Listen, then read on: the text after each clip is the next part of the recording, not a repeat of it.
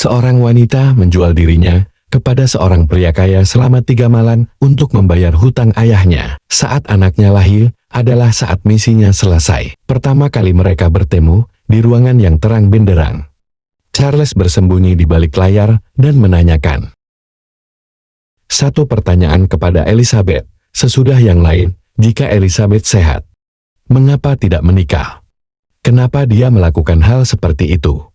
Elizabeth mengatakan, dia akan menjual semua miliknya untuk mencari nafkah. Namun dia tahu bahwa pria ini hanya membutuhkannya untuk sementara waktu. Pertanyaan yang begitu jelas membuat Elizabeth merasa sedikit tidak nyaman. Namun dia menerima pekerjaan itu karena tekanan keuangan. Selama 3 hari berikutnya Elizabeth ditempatkan di sebuah hotel terpencil. Ketika dia memasuki ruangan, ada seorang pria berpakaian bagus, duduk di dalam. Dia tampak gugup dan terus minum di sela-sela obrolan ringan. Dia memberitahu Elizabeth bahwa mereka hanya punya waktu 3 hari bersama. Dalam 10 bulan, setelah bayi lahir, baik anak laki-laki atau perempuan, Elizabeth akan dibayar dengan jumlah uang yang cukup besar. Namun dia akan dibayar dengan syarat, dia merahasiakannya dan memutuskan semua kontak dengan anak tersebut. Elizabeth tidak mengatakan apapun. Kesepakatan adalah kesempatan, dia tidak punya masalah dengan itu. Jadi dia berbalik dan mulai membuka baju. Malam pertama Elizabeth berada dalam posisi miring di tempat tidur. Dan membiarkan Charles melakukan ritual tersebut dengan canggung, meski keduanya tidak berkomunikasi. Elizabeth tahu bahwa Charles adalah pria sejati. Charles memperlakukan dengan sangat hormat. Pada malam kedua, Elizabeth tampak lebih santai, dia mulai menikmati indahnya keintiman. Tapi dia tidak bisa menahan tangis setelahnya, sayang sekali tidur dengan orang asing. Charles melihat perubahan suasana hatinya, dan mulai mendorong Elizabeth untuk melampiaskan rasa frustasinya.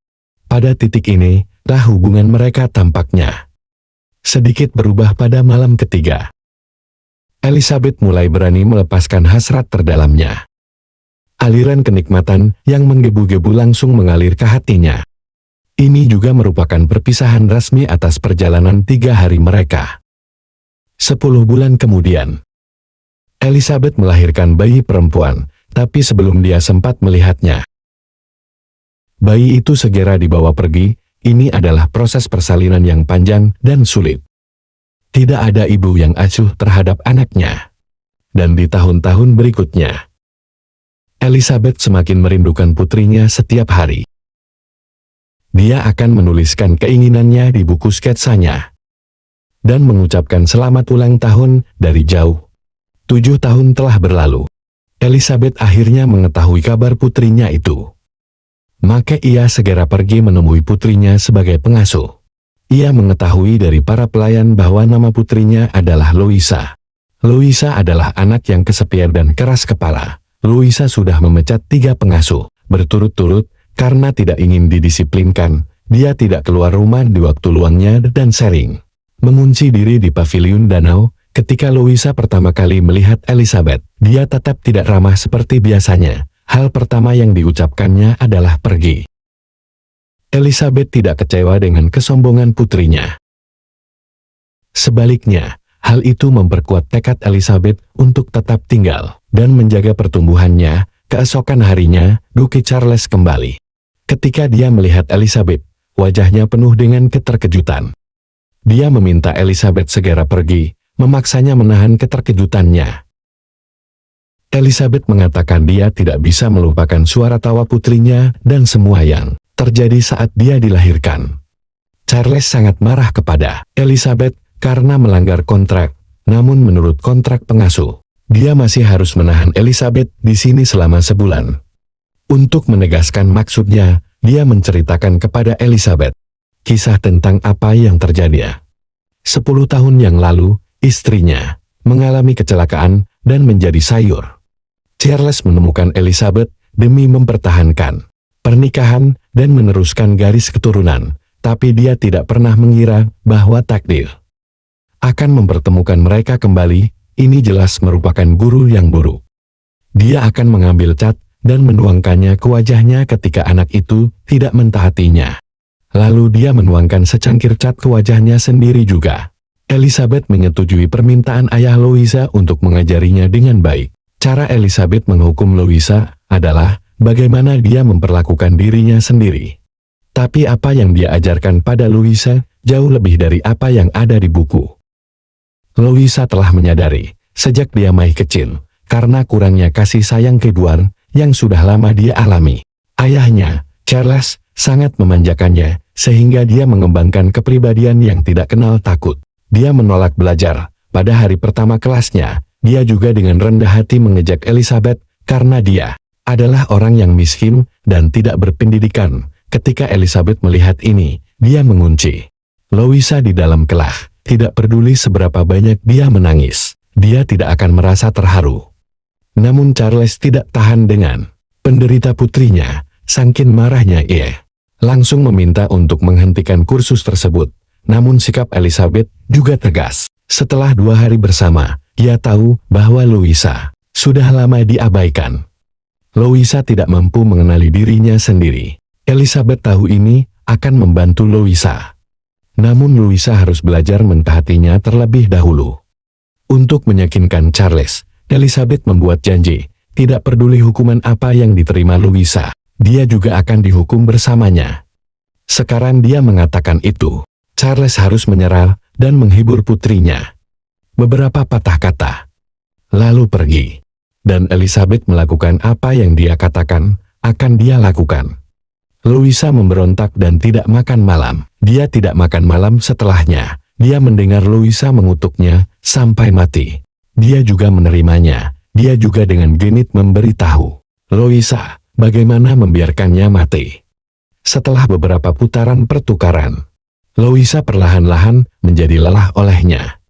Dia mulai tertarik pada kartu di atas meja. Elizabeth memaafkan kesempatan itu dan segera mulai mengajarinya beberapa kata dasar dan tata bahasa. Lalu dia bercerita tentang cahaya dan api. Katanya api itu seperti sihir yang bisa menghentikan waktu. Saat api padam, masyarakat tidak perlu lagi mentaati aturan.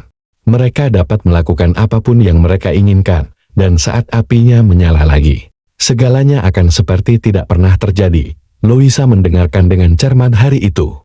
Namun setelah itu, dia mulai melangkah lebih jauh. Elizabeth memberitahunya kebenaran yang kejam dengan emosi yang meluap-luap. Dia mengatakan bahwa begitu Louisa tumbuh dewasa, semua itu akan meninggalkannya.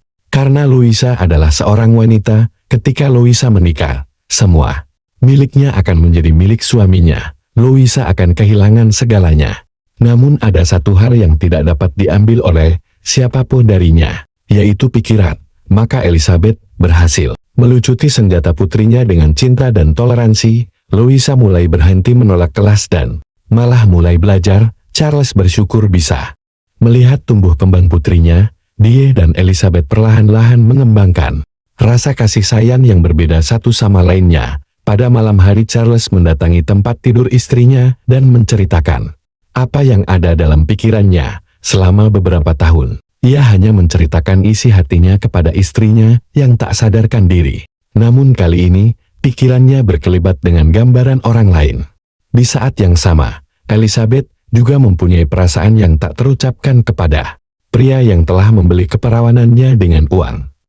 Dia bisa melihat Charles berenang di danau. Diam-diam dia mengagumi tubuh Charles melalui kaca yang kabur.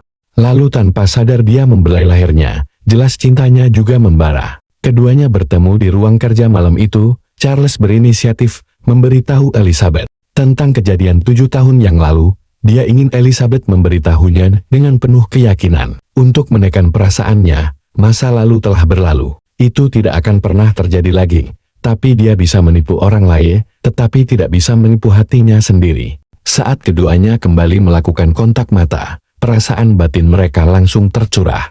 Malam ini mereka benar-benar terbebas dari pengekangan moral untuk mengungkapkan api hati yang telah lama terpendam, dan Louisa yang sensitif memata-matai hubungan ayahnya dengan Elizabeth. Gadis itu sedang berjalan di atas danau yang beku ketika tiba-tiba es itu pecah dan jatuh ke dalam air. Wanita itu melihatnya dan segera melompat ke dalam air yang dingin dan menggigil. Dia menggunakan tubuhnya untuk menerobos celah-celah Cass dan menyelamatkan gadis itu. Meskipun Elizabeth selalu lewat sisi Louisa sebagai guru, namun tindakannya tidak bisa menyembunyikan identitas sebagai ibu kandung Louisa. Dia berjanji pada Louisa yang tertidur bahwa dia tidak akan pernah meninggalkannya. Seiring berjalannya waktu, Louisa perlahan mulai mengungkapkan isi hatinya kepada Elizabeth. Louisa tahu bahwa wanita yang sakit itu bukanlah ibu aslinya. Namun dia akan pergi menjenguk wanita yang sakit itu setiap hari. Dan Louisa menyukai paviliun danau karena dia melihatnya sebagai ruangnya sendiri bersama ibunya. Di musim dingin, banyak salju turun, ayah Charles telah kembali. Lord Clare terlahir hedonis dan menikmati segala macam aktivitas mewah. Lord Clare mengadakan pesta Natal setelah dia kembali. Charles tidak pernah suka menari, namun ketika dia sendirian datang Elizabeth. Dia mau tak mau melingkarkan tangannya di pinggang Elizabeth dan berputar mengelilingi ruangan. Setelah itu, hubungan mereka berkembang pesat. Kadang-kadang, Charles ingin membawa dia dan putrinya pergi bersamanya. Namun Charles, sebagai pria yang sudah menikah dan pewaris keluarga, dia mempunyai tanggung jawab yang besar di pundaknya. Dia akan membiarkan dirinya mempunyai pemikiran yang tidak realistis ini. Setelah itu, sekelompok orang yang tidak diundang tiba di perkebunan. Bisnis Charles sedang bermasalah. Dia harus menjual segalanya untuk melunasi pinjamannya.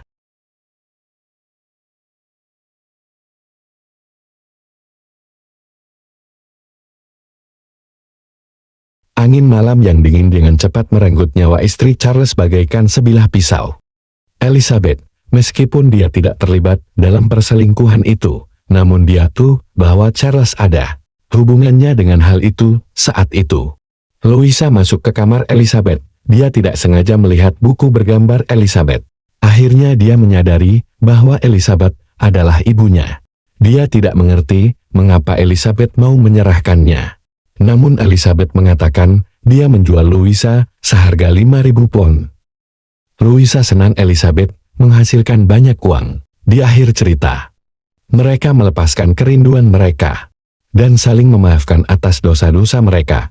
Keluarga tersebut meninggal istana dengan kereta dan berangkat untuk mencari kehidupan baru.